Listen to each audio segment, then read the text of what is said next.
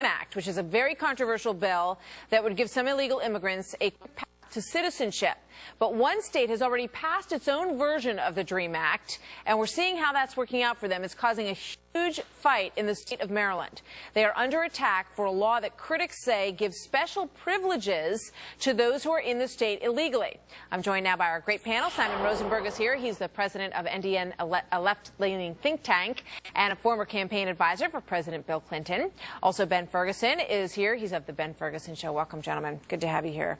Thanks for having us. You know, a lot of this is sort of circulating around the policy that allows illegals to become basically state residents when it comes to their tuition at the University of Maryland. And according to this professor, the University of Maryland at College Park computer science professor James Pertillo, he's told FoxNews.com that during his time as an associate dean, he frequently saw admissions officers favor students because of their undocumented status, that it led to the school's diversity and it enriched the College Park experience. Simon, what do you think about that? Well, first of all, that was just passed in Maryland and which has been passed in states like Texas, California, and Illinois in recent years provides no special treatment to the undocumented. All it does is says you're eligible for in-state tuition.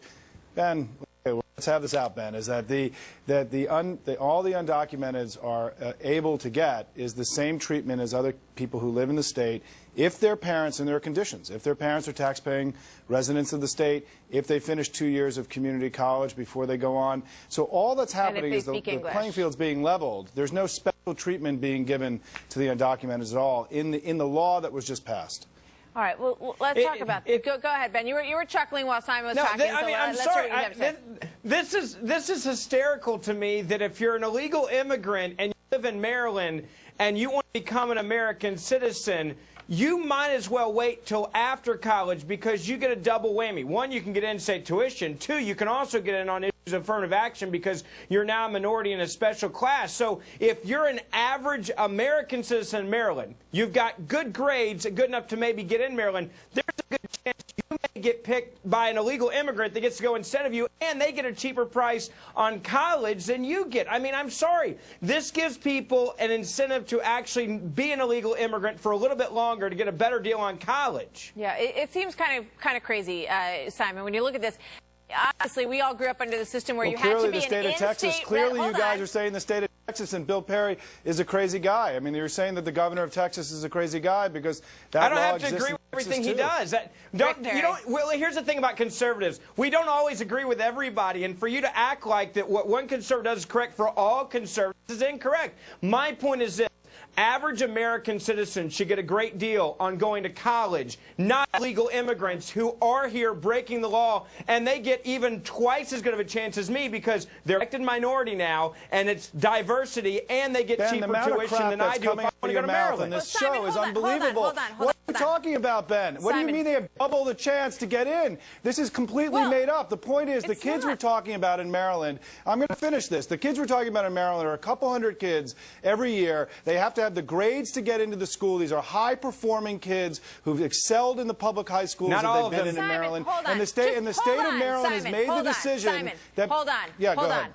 Yeah, in order to be eligible for these programs, you have to be a state resident. I hate to be overly simplistic about this, but these are not you also have to have grades good enough to get into the school. Okay, my child cannot go to the University of Maryland and get the same sort of admissions policy because he's not a state resident. You would have to pay more to go there because you are not a state resident. The bottom line is that these people are not legally in the state. So why should they be getting this privilege that people who are in the state legally are not getting? Simple as that. Maryland obviously doesn't agree with you, right? I mean, the state of Maryland just passed a law that doesn't agree with everything you just said. What they're saying is if you live in the state and if you have high grades, if you've performed well in your public school, your parents pay taxes, we have made a decision that given that you've shown, Ben, let me finish, is that if you've shown that you can perform well in your school and get into one of our good schools in Maryland, that it doesn't make any sense to deny you that opportunity, given that you've already shown that you can perform at a very high level. We're an investment in you because we believe that you're going to be a contributor to society the same way that Ben is. This is a level playing field. There's no special treatment. Here's the problem. Just your point about the people of Maryland. Hold on, Ben. Just your point about the people of Maryland. There's a petition that's underway right now to overturn this, and it's gaining a lot of momentum. So they're just saying don't pop the champagne corks yet. That the whole thing is not necessarily a done deal. So in terms of the people of Maryland, we will see how it ends up working out. And you may be right. Maybe they're happy with this deal, and then by all means, they have every right to live